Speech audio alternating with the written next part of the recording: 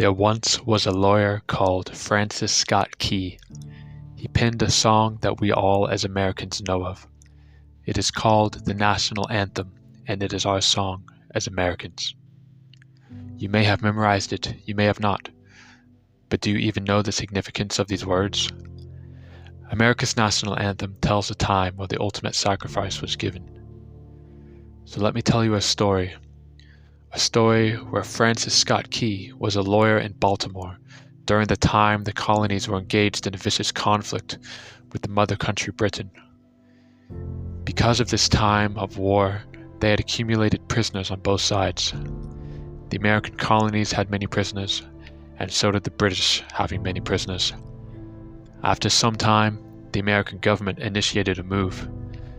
They went to the British and they said, "Let us negotiate for the release of these prisoners." They said, "We want to send a man out to discuss this with you." They were holding the American prisoners in boats about 1,000 yards offshore, and they said, "We want to send a man by the name of Francis Scott Key. He will come out and negotiate to see if we can make a mutual exchange on the appointed day." In a rowboat, Francis went out and he negotiated with the British officials, and they reached a conclusion that men can be exchanged on a one-for-one basis. Francis Scott Key was jubilant with the fact that he'd been successful, so he went down below in the boats, and what he found was a cargo full of men. Their humanity sorrowed. Francis told the men, "I've got news for you tonight. You're free," he said. "Tonight I have negotiated successfully your return to the colonies." He said, "You'll be taken out of this boat of filth, out of your chains." As he went back up on board to arrange for the passage to the shore, the British admiral came and he said, "We have a slight problem." "What do you mean?" Francis said. "Well, Mr. Key," he said, "tonight we have laid an ultimatum upon the colonies. Your people will either capitulate and lay down the colors of that flag that you think so much of. Where you see that fort right over there, Fort Henry," he said. "We're going to remove it from the face of the earth," he said. "How are you going to do that?" Key said. "If you will scan the horizon of the sea." And as Francis looked, he could see hundreds of little dots. And he said, "That's the entire British war fleet," he said. "All of the gunpowder, all of the armament is being called upon to demolish that fort. It will be here within striking distance in a matter of 2.5 hours, he said. "The war is over. These men would be free anyway," he said. "You can't shell that fort," he said. "That's a large fort. It's full of women and children, predominantly not a military fort." The British admiral said, "Don't worry about it. We've left them a way out." "What's that?" Francis said. "Well, do you see that flag way up on the rampart? We have told them that if they lower the flag, the shelling will stop immediately, and we'll know that they've surrendered, and you'll now be under British rule." Francis Scott Key went down below and told the men what was about to happen, and the men asked him, "How many ships?" "Hundreds," he said. As the ships got closer, Francis Scott Key went back up on top, and he said, "Men, I'll shout down to you what's going on as we watch." As twilight began to fall, and as the haze hung over the ocean, as it does at sunset, suddenly the British war fleet unleashed. He says the sound was deafening. There were so many guns that there were no reliefs. He said it was absolutely impossible to talk or hear. He said suddenly the sky, although dark, was completely lit. Paces from down below, all he could hear the men, the prisoners saying was telling us, "Where the flag is? What have they done with the flag? Is the flag still flying over the rampart? Tell us 1 hour, 2 hours, 3 hours into the shelling, every time the bomb would explode, and it would be close to the flag.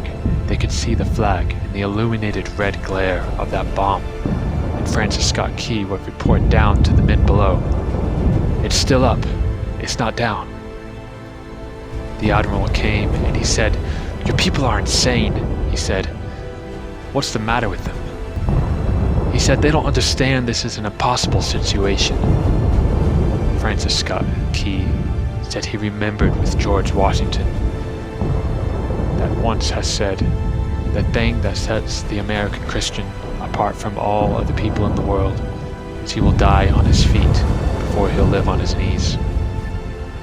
The admiral said, "We have now instructed all the guns to focus on the rampart, to take that flag down.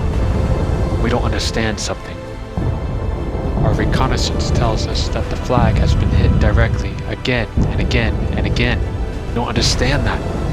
But we're about to bring every gun for the next 3 hours to bear on that point." Francis Scott said, "The barrage was unmerciful. All that he could hear was the men down below praying the prayer that God keep that flag flying where we last saw it." Sunrise came. He said there was a heavy mist hanging over the land of the ramparts. Yet there it was. Tall enough, there stood the flag, completely nondescript in shreds. The flagpole itself was at a crazy angle, but the flag was still at the top. Francis Scott Key went aboard a rowboat and immediately went to Fort Henry to see what had happened, and what he found was that the flagpole holding that flag had suffered repetitious direct hits, and when hit had fallen. But men, fathers, who knew what it meant for that flag to be on the ground, although knowing that all of the British guns were trained on it, walked over and held it up humanly until they died. Their bodies were removed and others took their place.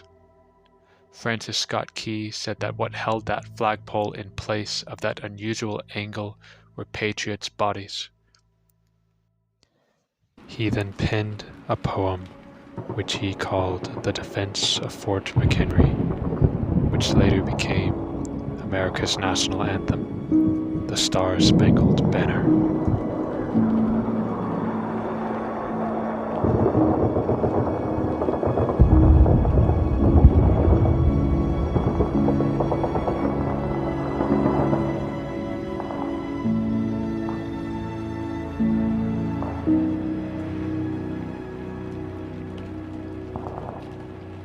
Oh, say, can you see by the dawn's early light what so proudly we hailed at the twilight's last gleaming, whose broad stripes